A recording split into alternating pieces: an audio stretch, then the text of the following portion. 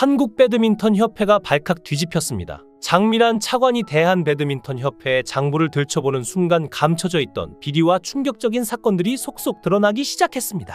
방수연은 안세영 선수가 입을 열 때마다 마치 기다렸다는 듯이 안세영 선수의 주장은 이해할 수 없다. 금메달을 혼자서 따낸 것도 아니고 대표팀이 모든 지원을 해주었는데 이제 와서 이런 폭로를 하는 것이 옳은 일인지 모르겠다고 말하며 작심한 듯 저격을 날렸죠. 방수연은 자신의 시대착오적인 발상을 마치 절대적인 진리인 양 떠들며 협회와 한 몸인 것처럼 행동하고 있다는 비난을 받고 있고, 그녀의 행동이 배드민턴협회의 전형적인 모습과 다를 바 없다는 지적이 이어지고 있는데, 그렇다면 방수연이 이렇게까지 안세영 선수를 공격하는 이유는 과연 무엇일까요? 방수연의 발언은 단순한 개인의 의견을 넘어서 그 배후에는 복잡한 이해관계와 돈의 흐름이 연관되어 있는 것으로 보입니다. 배드민턴 협회의 비리는 장미란 문체부 차관조차도 예상치 못한 규모라며 일부 수사 내용을 언론에 공개했는데요. 임원의 여비에 돈을 펑펑 쓰면서 선수단 지원은 열악해 고작 2명의 트레이너가 40명의 선수를 관리하고 있는 것이 대한민국 배드민턴 대표팀의 현실이었죠. 특히 대한배드민턴협회가 후원사로부터 200억이나 되는 돈을 챙기고도 안세영에게는 사실상 지급하지 않았다는 충격적인 사실이 추가로 드러나 파문이 일고 있는데요. 또한 장미란 차관은 올해를 기준으로 문체부는 배드민턴협회에 보조금 71억 2천만 원을 지원했지만 사용 내역이 불분명한 소명에 대해서 문체부는 협회와 대표팀 등 관계자를 불러 조사하고 현장 조사와 전문가 자문 회의 등 다각적인 조사를 실시할 예정이다. 9월 중 결과 발표를 목표로 뒀다고 밝히며 해당 결과에 따라 배드민턴협회에 대한 처우가 달라질 것이라고 강조했습니다. 문체부 역시 지금까지 정황상 드러난 배드민턴협회의 갑질과 만행에 제대로 뿔난 듯 싶은데요. 장미란 차관조차도 협회의 부패가 이 정도로 심각할 줄은 전혀 예상하지 못했다면서 언론과의 인터뷰에서 배드민턴협회의 내부 상황을 조심스럽게 언급했는데, 배드민턴협회의 고위직들은 사실상 황제처럼 군림하고 있었다며 이들의 권력 남용과 부패를 지적했죠. 그러면서 선수들은 마치 장기판의 장기 말처럼 이용당하고 고위직들은 사치와 향락에 빠져들었지만 이들은 자신들로 인해 얼마나 많은 이들이 고통받았는지 모른 채 눈앞의 이익에만 집착했다고 비판했는데요. 이는 삼성이 배드민턴 협회에 지원한 금액만 해도 최소 500억 원을 호가하는데 협회가 수백억 원의 후원금을 손에 쥐고도 정작 선수들에게는 제대로 된 지원조차 하지 않았다는 사실이 수사 과정에서 드러났기 때문입니다. 안세영 같은 세계적인 선수조차도 제대로 된 지원을 받지 못하고 부상관리 역시 엉망이었다는 사실이 밝혀지면서 대한배드민턴협회 비리가 하나둘 폭로되며 국민들의 분노는 이제 절정에 이르고 있는데요. 장미란은 이미 축구협회를 그야말로 먼지 하나 안 나올 때까지 털어버리고 있는 상황입니다. 그동안 이런 국내 스포츠 기관들의 만행이 대부분 무시된 채 그대로 넘어가며 이들을 몰아내고자 하는 팬들은 무력함을 느끼고는 했지만 장미란이 문체부 차관으로 들어선 뒤 상황은 180도 달라졌죠. 논란이 된 것은 선수들의 이동수단에 관한 문제였는데, 선수들은 좁디 좁은 이코노미석에 몸을 구겨 넣고 이동하는 동안 협회 임원들은 호사스러운 비즈니스석에서 편히 다리를 뻗고 있었다는 사실이 드러나면서 대중의 분노가 폭발한 것입니다.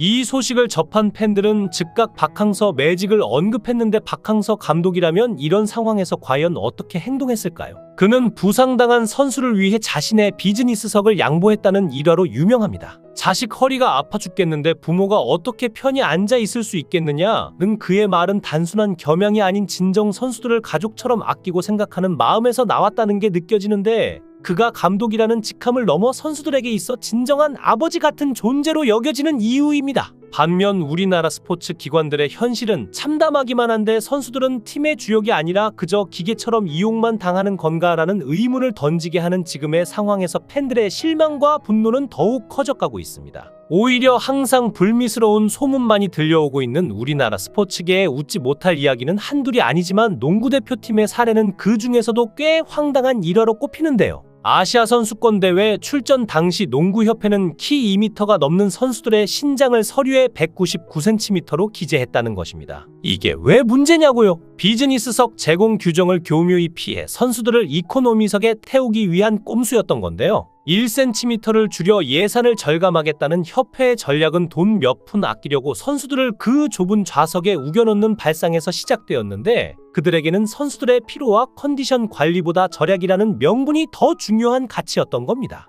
그러나 이건 빙산의 일각일 뿐인데 여자 배구 국가대표팀의 사례는 선수들에 대한 협회의 무관심을 적나라하게 드러냈습니다. 인천 아시안게임에서 한국 여자 배구 대표팀이 20년 만에 중국을 꺾고 금메달을 따내며 기적 같은 승리를 이룬 것은 모두가 기억하는 역사적인 순간이었지만 그 뒤에 숨겨진 이야기는 기적과는 거리가 멀었죠. 승리의 기쁨을 만끽하기 위해 선수들이 기대했던 회식 자리에 협회가 준비한 메뉴는 고작 김치찌개 한 그릇이었고, 금메달을 따낸 선수들이 모인 자리에 내놓은 음식이 이게 다라니 참으로 황당하지 않습니까? 이때 찍힌 회식 사진이 온라인을 뜨겁게 달구었는데, 사진 속에서 선수들의 얼굴은 금메달을 딴 승리자들답지 않게 웃음기 하나 없이 처져 있었고, 특히 김연경 선수의 표정은 그야말로 폭발 일보 직전이었습니다. 한숨과 함께 내가 이러려고 금메달을 땄나라는 생각이 절로 들었을 겁니다. 결국 김연경 선수가 참다 못해 선수들을 이끌고 고급 한우집으로 향했는데 그 비용을 전부 김연경이 자비로 부담했다고 합니다.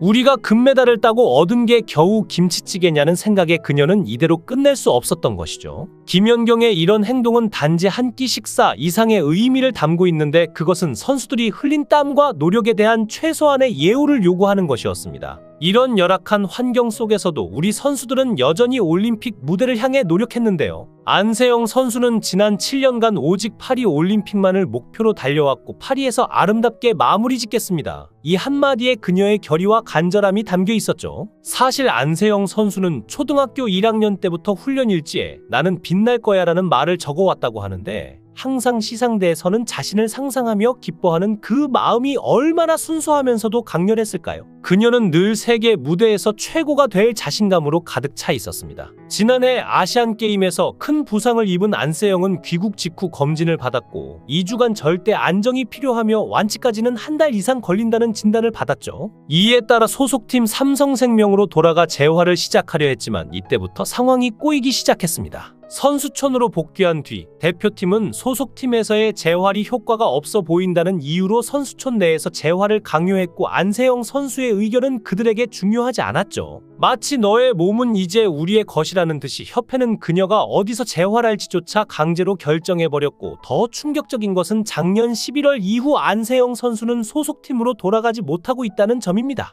선수촌에 소집된 선수들은 외출과 외박조차 협회와 감독의 허락 없이는 불가능한 상황이었기 때문인데요. 안세영 선수는 지난 1월 마지막 희망을 품고 부모님과 함께 협회 관계자들을 불러 소속팀 복귀를 간절히 요청했고, 그녀의 목소리에는 애절함이 묻어났습니다. 부상도 심해졌고 재활을 위해 소속팀으로 돌아가고 싶어요. 하지만 그 요청은 묵살당했습니다. 협회는 이미 한통속이 되어 선수의 건강보다 자신들의 이익을 지키는 데만 혈안이 되어 있었는데요. 올해 1월 인도 대회 당시 안세영 선수는 부상으로 조기 귀국을 요청했지만 이번에도 감독의 반대에 막혔습니다. 이미 다친 몸을 이끌고 경기를 치르던 그녀에게 귀국은 절실한 선택이었지만 감독은 그녀의 고통을 그저 감내해야 할 약점일 뿐이었고 바라는 것은 오직 메달이었죠. 안세영 선수가 애지중지하던 전담 트레이너와의 재계약도 계약금 문제로 올림픽 직전에 무산되었고, 그녀가 오랫동안 의지하던 유일한 사람이 갑자기 사라진 셈인데 이쯤 되면 누구라도 정이 뚝 떨어질 만하지 않겠습니까? 사실 안세영 선수가 지금까지 버텨온 것 자체가 기적에 가까운데,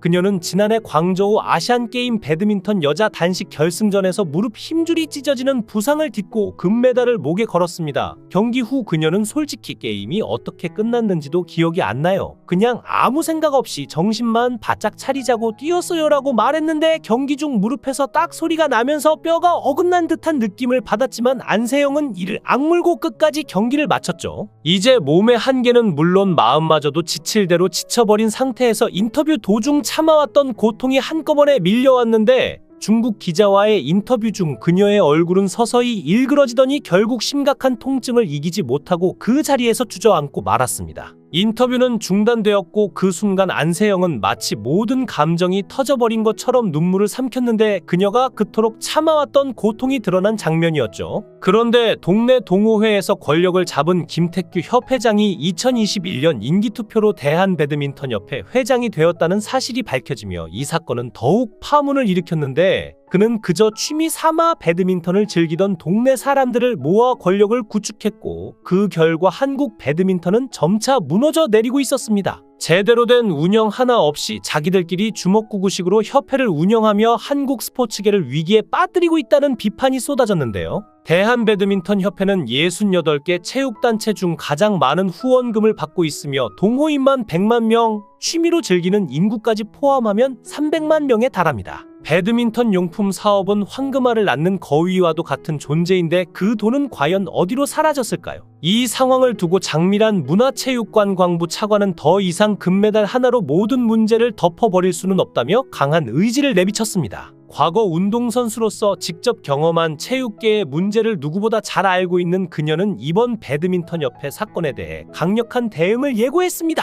이 상황에서 흥미로운 반응을 보이는 곳이 있었으니 바로 중국인데 한국에 배신당한 안세영 선수를 자국으로 데려오자는 여론이 일고 있으며 이미 중국 배드민턴 협회에서 접촉을 시도했다는 소문도 들리고 있는데요. 한국 배드민턴의 역대급 재능을 이대로 허무하게 잃어버릴 수도 있는 이 상황에서 대한민국은 과연 무엇을 선택해야 할까요? 안세영 선수가 앞으로도 태극기를 달고 뛸 수 있도록 전 국민의 관심과 지지가 필요합니다. 문화체육관광부가 한국축구협회에 이어 대한배드민턴협회에 대한 철저한 감사와 검증을 예고한 만큼 이번 사건은 그저 작은 논란으로 끝나지 않을 것입니다. 이제 우리는 체육계의 부패와 비리를 뿌리 뽑고 진정한 스포츠 정신을 되찾아야 할 때입니다. 이 과정에서 안세영 선수의 용기 있는 발언이 한국 스포츠계에 새로운 물결을 불러올 수 있을지 그 결과를 지켜보며 응원해야 합니다. 영상을 끝까지 시청해 주시고 귀한 시간 내주셔서 대단히 감사합니다. 구독, 좋아요 꼭 부탁드립니다. 더 좋은 영상으로 보답하겠습니다. 거원행